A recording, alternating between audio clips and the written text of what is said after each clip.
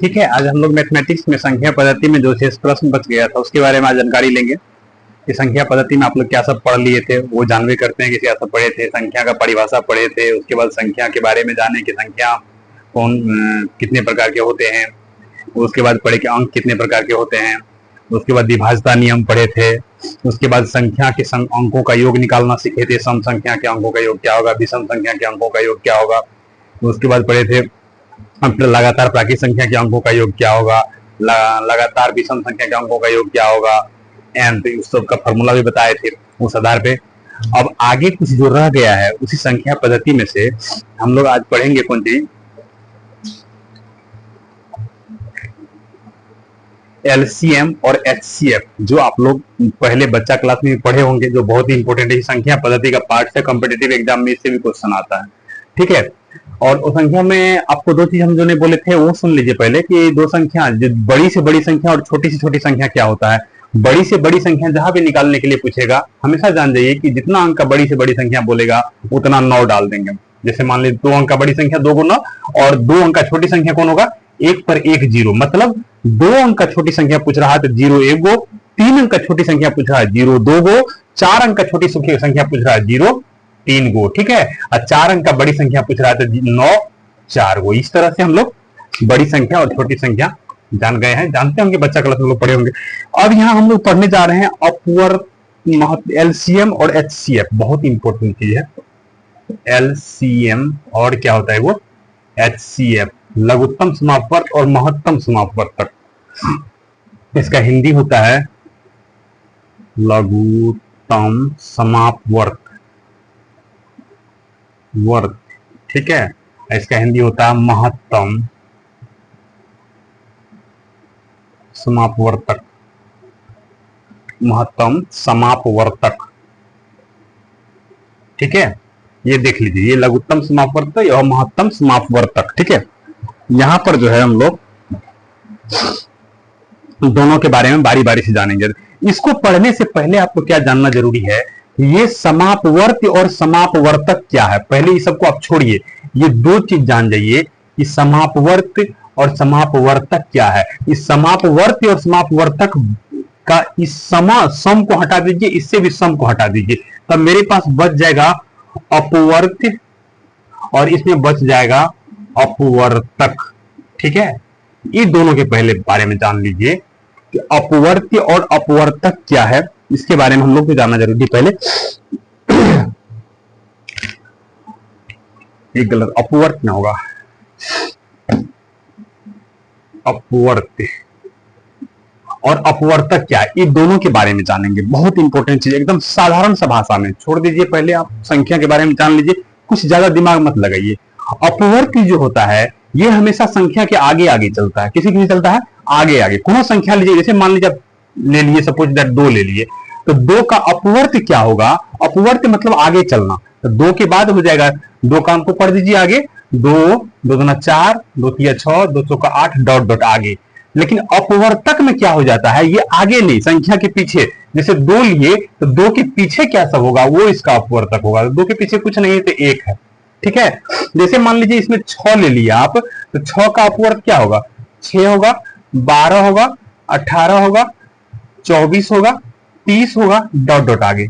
यहां पर अगर आप 6 ले लिए, इसका अपवर्तक क्या होगा, इसके पीछे चले आइए, 6 के पीछे जाना है, यानी अपवर्तक लिखने के लिए हमेशा उसका पीछे जाएंगे।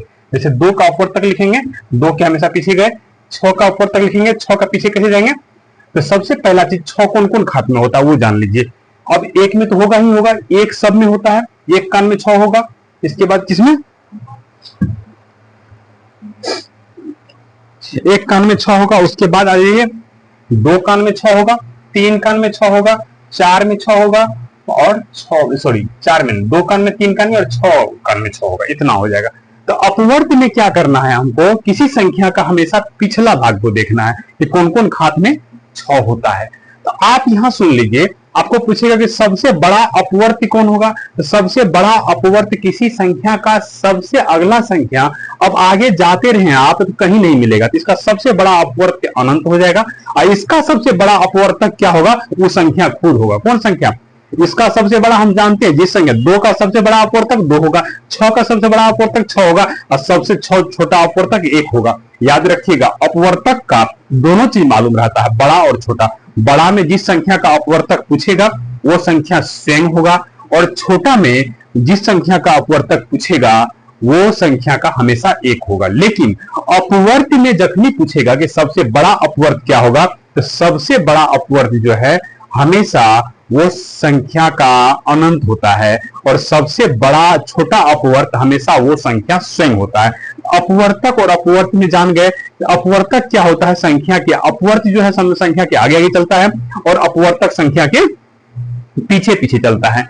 इस तरह से हम देखिए कि अपवर्त में अपवर्त का परिभाषा क्या दीजिएगा आप, तो अपवर्त का परिभाषा होगा किसी संख्या का अपवर्त वह संख्या का वह गुणज होता है जो उस संख्या से पूर्णतः विभाजित होती है, यानी गुणज होता है। अपवर्त को आप एक तरह से कहिए तो गुणज भी कह सकते हैं। ठीक है, क्या कह सकते हैं इसको, गुणज, और इसको आप गुणनखंड भी कह सकते हैं, ये भी कह सकते हैं। अर्थात अपवर्त को हम गुणज कह सकते हैं। गुणज मतलब आगे अपवर्त का परिभाषा होगा किसी संख्या का वह गुणज जो उस संख्या से पूर्णतः विभाजित हो। जैसे मान लीजिए 8, इस संख्या का 8 का वह गुणज है जो 8 दुकान से पूरा का पूरा विभाजित होगा। ठीक है, तो 2 का अपवर्त हो जाएगा, 6 दुकान से विभाजित होगा, 4 दुकान से विभाजित होगा। लेकिन ये क्या, इसमें क्या परिभाषा देंगे, अपवर्तक में किसी संख्या का वह गुणनखंड, ठीक है, जो क्या हो, जिससे यानी जिससे ये संख्या पूर्णतः विभाजित। ध्यान दीजिएगा, बहुत बड़ा टेक्निक है।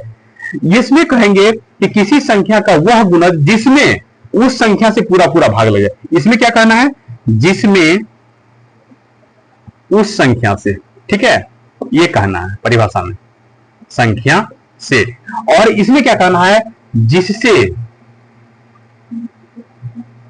उस संख्या में, संख्या में, ठीक है। परिभाषा क्या कहेंगे हम इसका, अपवर्त किसी संख्या का वह गुणनखंड गुणज है जिसमें उस संख्या से पूरा पूरा भाग लग जाए। अपवर्तक किसी संख्या का वह गुणनखंड है जिसमें जिससे उस संख्या में पूरा पूरा, जैसे मान लीजिए आपको 3 देगा, 3 गुणनखंड है 6 का, और इस 3 से इस 6 में पूरा पूरा भाग, मतलब इस 3 से जिससे हो गया, इस 3 से इसमें भाग लग गया, और इसमें क्या हो जाएगा, 6 में इस संख्या से पूरा पूरा। अब यहां पर क्वेश्चन जो आपको इसी तरह से आता है, याद रखिएगा, अपवर्त हमेशा संख्या से बड़ा होता है और अपवर्तक हमेशा संख्या से क्या होता है, ये हमेशा क्या होता है, हमेशा संख्या से बड़ा होता है। किससे बड़ा होता है, संख्या से। जिस संख्या का अपवर्तक पूछेगा उस संख्या से हमेशा ये बड़ा होता है। ठीक है,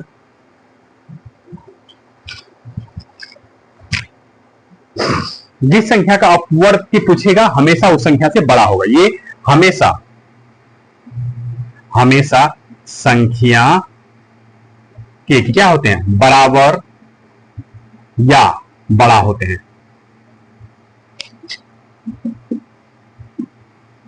ये क्या होता है, ये हमेशा क्या होते हैं, संख्या से, संख्या के बराबर या क्या होते हैं, छोटा होते हैं। ठीक है,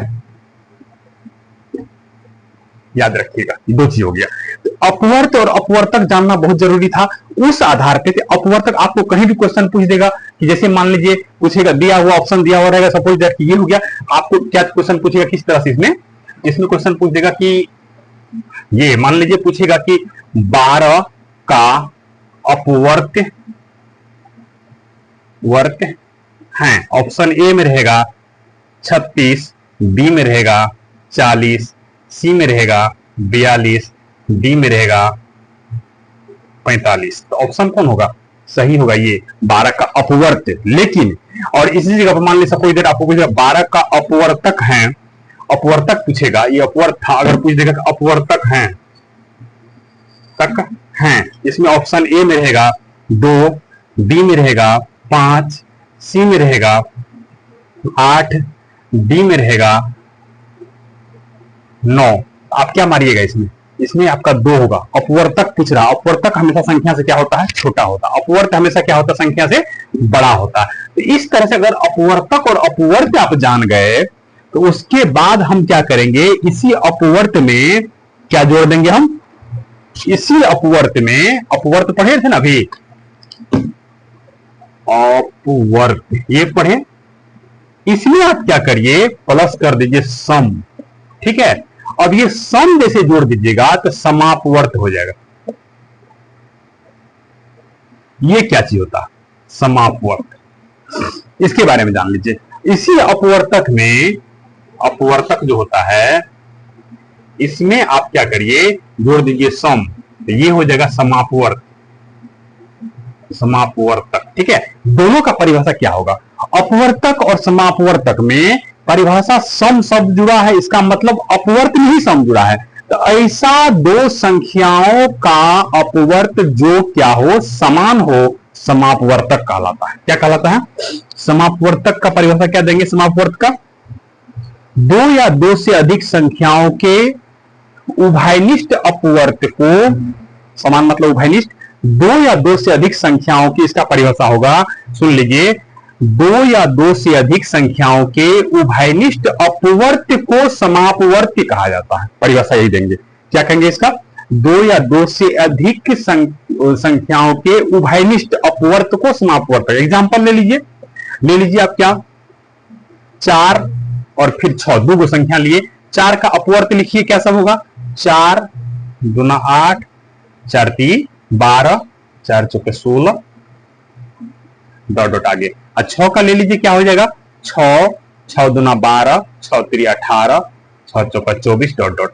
इसमें देखिए अपवर्त में आप इसका समापवर्त क्या होगा, तब समापवर्त कैसे निकालेंगे, समापवर्त मतलब दोनों का उभयनिष्ठ, जो दोनों में मिलता, परिभाषा वही कहे, परिभाषा क्या कहे, दो या दो से अधिक संख्याओं का उभयनिष्ठ अपवर्त को हम समापवर्त कहते हैं। इस दोनों में क्या मिल रहा है मेरा, ये 12 मिल रहा है, समापवर्त क्या हो जाएगा, 12। ठीक है, इसी इसका परिभाषा सेम उसी तरह से, दो या दो से अधिक संख्याओं का, इसमें अपवर्त कहे, इसमें अपवर्तक कह देंगे, दो या दो से अधिक संख्याओं का उभयनिष्ठ अपवर्तक को समापवर्तक कहते हैं। एग्जांपल ले लीजिए आप इसी का, 4 और 6 ले लीजिए, 4 और 6 इसमें भी ले लीजिए।